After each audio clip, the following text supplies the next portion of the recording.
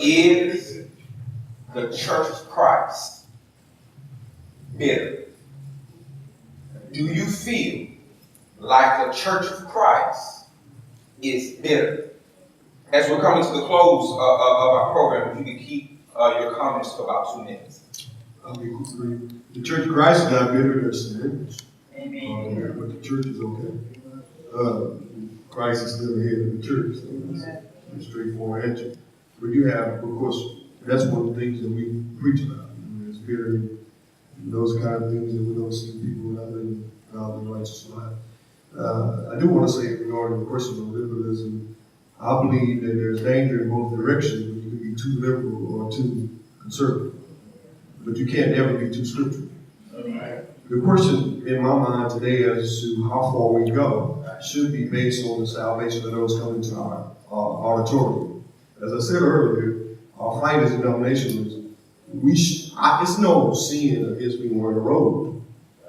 I was at a funeral yesterday about the church. The preacher had a robe. But I don't want to look like him. I want them to know when they walk in that I'm not a Greek Baptist preacher. So there is the law of expedience, which we used to hear a whole lot about. Right? Today it's almost like law of expedience doesn't even exist. Is it expedient for us to be doing it this way in today's first century fight with the denominations? That's what. So here's my point. When people place their membership, I like certainly there is a method and a culture that we're going to promote there. We're not going to be both Mason and the like. You're not going to have a lot of people standing up and clapping and those. That's the culture. We're not saying everybody's in sin because they're not doing work. That's the culture. Why? Is because what we tell members when they place their membership, I'm going to stop, is that we take your soul salvation and place your membership under our leadership series. It is not our goal to be liberal nor conservative, but to be scriptural. And if I stay scriptural, I give us all the best chance. Another question I want to present. Are we, and when I say we, not necessarily you personally, but as you look across the brotherhood, do you feel like many of our members are ashamed of the name Church of Christ? No.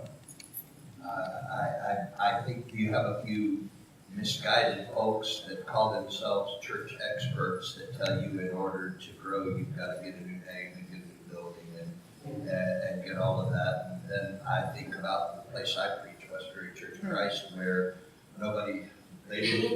most of those folks didn't know we couldn't do what we've been doing. Most folks didn't know that according to the church growth experts, we shouldn't be growing.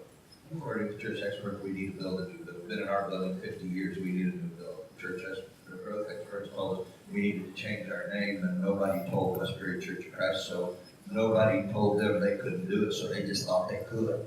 And did. Now, let me just go back and in my 45 seconds talk about the bitterness, because I do want to talk about, you said we could talk about personal in this. In my experience in the Lord's Church today is that there are some things that we have gotten very good. We have gotten right in the past generation.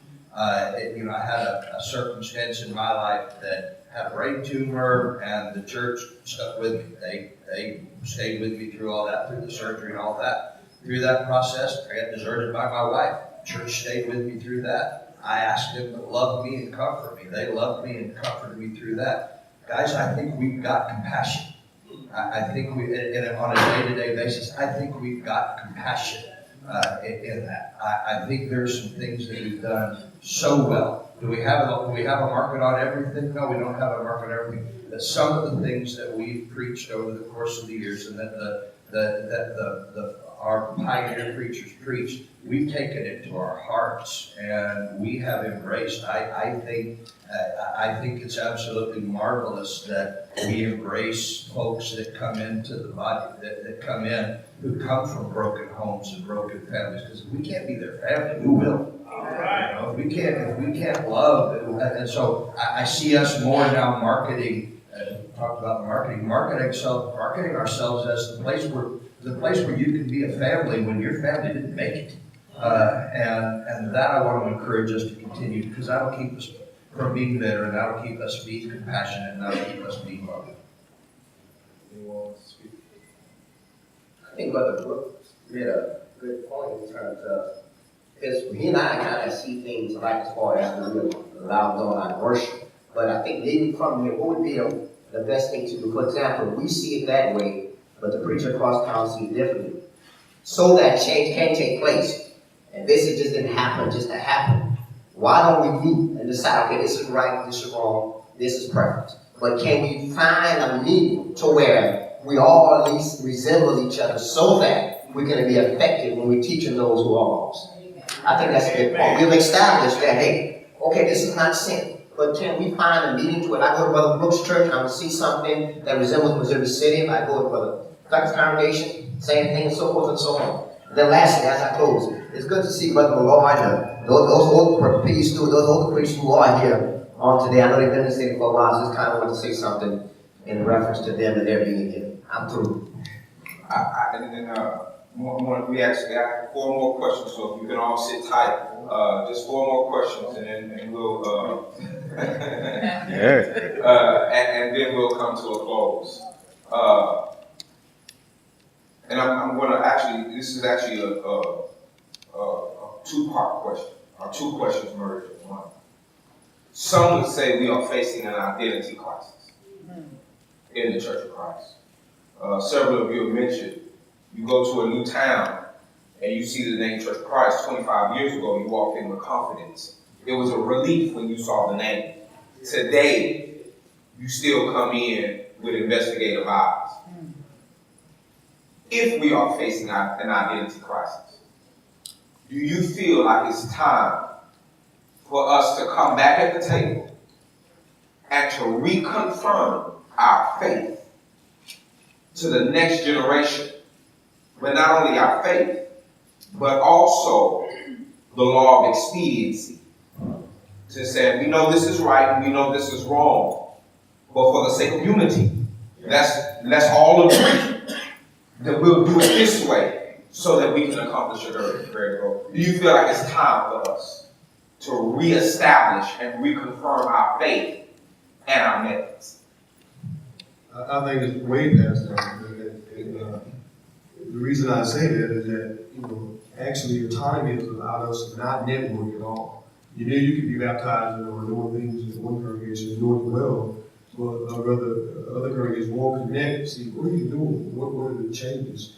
And I think that one of the things I want to say about members of the church who can identify with the church, there are many members of the Church of Christ who are here because we're the closest thing they found, right? They still don't believe in one church. It's closer than Baptist method, but I'm not quite. So I don't want to hear that one church preacher, but I ain't there yet. To me, those are unbelievers. They need to be taught. Doesn't have a personal opinion. But there is a need for us, and there was a restoration, there was a reformation movements. And I don't sit here thinking, are we in the need for some reforming in the way we're thinking, or restoring back to the old? And we got a lecture coming up now talking about that. I hope that's the direction. Trying to take us back to the ancient way.